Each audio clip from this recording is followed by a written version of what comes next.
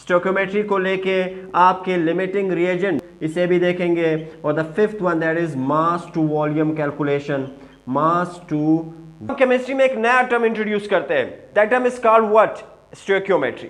अब इस टर्म को क्यों इंट्रोड्यूस किया गया, हम इसको डिटेल से देखते हैं और इसको हम कहां कहां यूज करेंगे और इसकी कैलकुलेशन हम कौन कौन सी करते हैं, तो डिटेल से देखते हैं। That term is called what? That is your stoichiometry.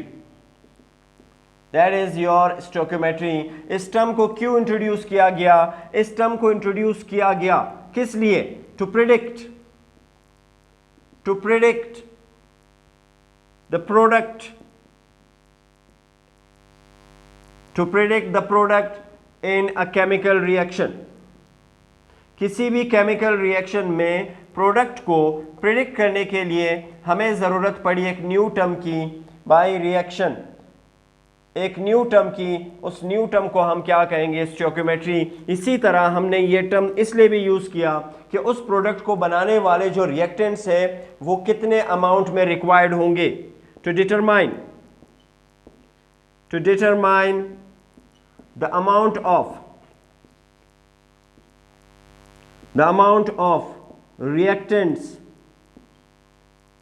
Reactants required. समझते हो कि नहीं? किसी भी प्रोडक्ट को फॉर्म करने के लिए जो हमें रिएक्टेंट्स की अमाउंट रिक्वायर्ड है उसके लिए भी हमें ज़रूरत पड़ी इस टर्म की।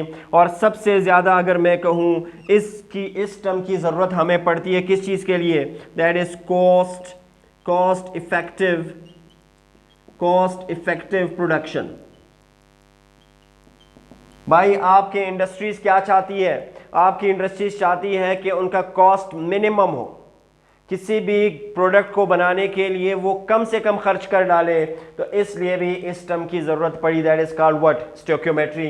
This term stoichiometry is a Greek origin, it's a Greek origin word, और ये डिराइव्ड हुआ है किससे? It is derived from stoicheion and metron. Stoicheion बोले तो एलिमेंट और मेट्रोन बोले तो मेजरमेंट। भाई तो हम क्या करेंगे? एलिमेंट्स की मेजरमेंट करेंगे। कौन से एलिमेंट्स की? अभी देखते हैं उसको। किन एलिमेंट्स की? जो कि किसी भी केमिकल रिएक्शन में इन्वॉल्व हुए। तो केमिकल रिएक्शन में रिएक्टेंट्स और प्रोडक्ट्स इन्वॉल्व होते हैं, तो हम इनके दरमियान एक रिलेशनशिप बनाएंगे जिसे हम बाद में नाम क्या देंगे, जो हम इसको डिफाइन करेंगे। That is called stoichiometry. किस शहजादे ने इसको इंट्रोड्यूस किया और कब किया? तो इसको इंट्रोड्यूस करने वाले शहजादे का नाम था जेरेमाइज बेंजामिन रिक्टर। कौन थे? That was Jeremias Richter. यही लिख लेते हैं भाई, जेरेमाइज बेंजामिन रिक्टर। पूरा नाम लिख ले भाई ताकि नाराज ना हो। Benjamin Richter. और कब इंट्रोड्यूस किया? That is in 1972। 1972 में जेरेमाइज बेंजामिन रिक्टर स्टोइकियोमेट्री को लेके क्या स्टेट करते हैं? That stoichiometry is basically the study of stoichiometry is the study of measuring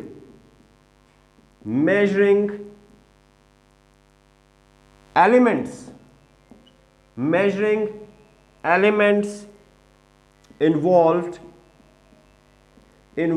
in chemical reaction। ये भाई कौन बताते हैं आपको? ये बताते हैं आपको बेंजामिन रिक्टर। समझते हो कि नहीं? So this was stated in 1972। इसके बाद इस पे वर्क किया गया और इसकी कॉम्प्रिहेंसिव डेफिनेशन बनाई गई, जिसे हम कैसे डिफाइन करेंगे? हम इस स्टोइकियोमेट्री को लेके, इन सब बातों को लेकर हम स्टोइकियोमेट्री को कैसे डिफाइन करेंगे? तो इसकी अगर मैं एक कॉम्प्रिहेंसिव डेफिनेशन लिखना चाहूं तो वो मेरे पास क्या होगी? वो कॉम्प्रिहेंसिव डेफिनेशन मेरे पास स्टोइकियोमेट्री की क्या होगी? That stoichiometry is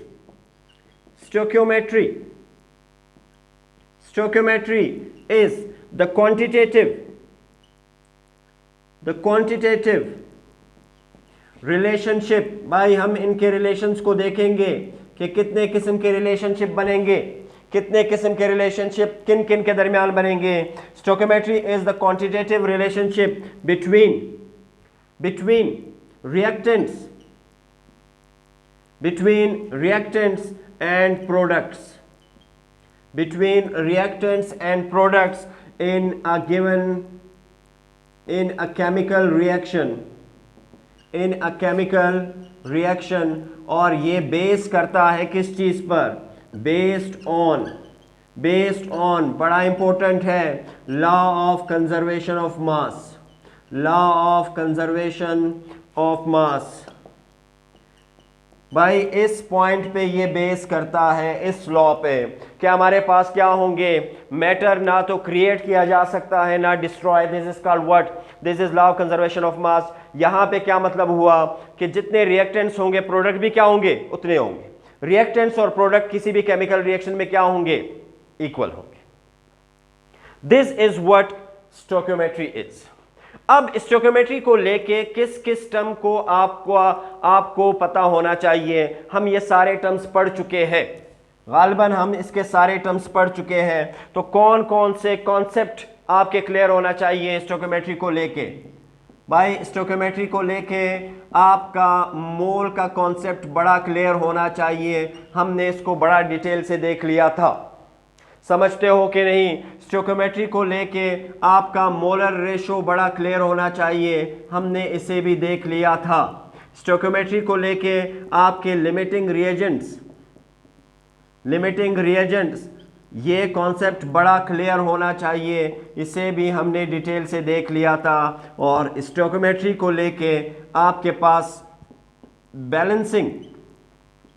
balancing of chemical equation, ये कॉन्सेप्ट भी आपका बड़ा क्लियर होना चाहिए, तब जाके आप स्टोइकियोमेट्रिक कैलकुलेशन के काबिल होंगे इस टॉपिक को लेकर।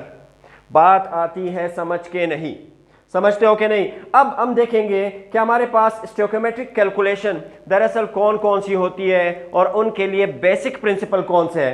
तो अगर मैं यहां लिख लूं कि मेरे पास स्टोइकियोमेट्रिक कैलकुलेशंस, एक एक को करके देखेंगे। स्टोइकियोमेट्रिक कैलकुलेशंस वो हमारे पास कौन कौन सी होगी। Number 1 that is mole to mole calculation, और मोल टू मोल रिलेशनशिप, यहां पे जो मैंने रिलेशनशिप की बात की है वो दरअसल मेरे पास ये है। तो फर्स्ट कैलकुलेशन मेरे पास क्या होगी, दैट इज मोल टू मोल। इसी तरह आपके पास होनी चाहिए मास टू मास, और इसी तरह आप कैलकुलेशन करोगे वॉल्यूम टू वॉल्यूम, समझते हो कि नहीं। और इसी तरह आप कैलकुलेशन करोगे क्या, किसका, that is mole to mass, और लास्ट आपके पास मास टू वॉल्यूम।